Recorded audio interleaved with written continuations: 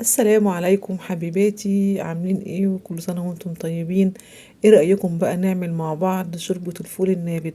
حاجة كده نقوي بيها المناعة ونعززها شوية وكمان تدفينا. يلا نصلي على حبيب المصطفى ونقول الوصفة بتاعتنا. انا هنا استخدم نص كيلو من الفول الحصى، جبته من عند العطار بتاع التدميس ونقعته في المية قبلها بتلات اربع ايام لما وصل بالشكل ده. وبعد كده قطعت 4 بصلات كبار كده حلوين وعلى منتين حلوين كده زيكم، ومعلقة من الثوم المفروم.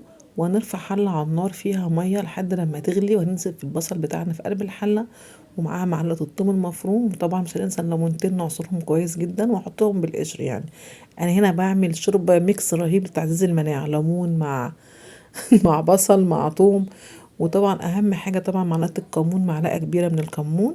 ونقلبهم كويس جدا واغطيهم لحد ما يغلوا مع بعض غلوتين.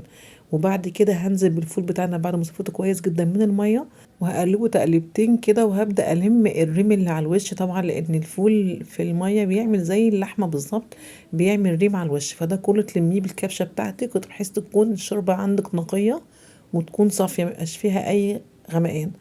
وهنغطيه ونسيبه يده وياخد مع نفسه لحد لما يستوي. وبعد كده هضيف له معلقه من الملح حسب الرغبه، وهنشوف شكله بعد ما استوى. بسم الله ما شاء الله، بتطلع الفولايه كده تضغطي عليها تلاقيها عامله زي الزبده معاكي، طريه جدا وناعمه بصراحه، زبده ما شاء الله. وكمان الشوربه ما شاء الله احنا شايفين قد ايه هي نقيه جدا وصافيه. بسم الله ما شاء الله. يلا بقى مع رغيفين عيش متحمصين كده حلوين وعصرة من الليمون، وبالهنا والشفا لكل محبين ومتابعين. يا رب يكون وصفة عجبتكم.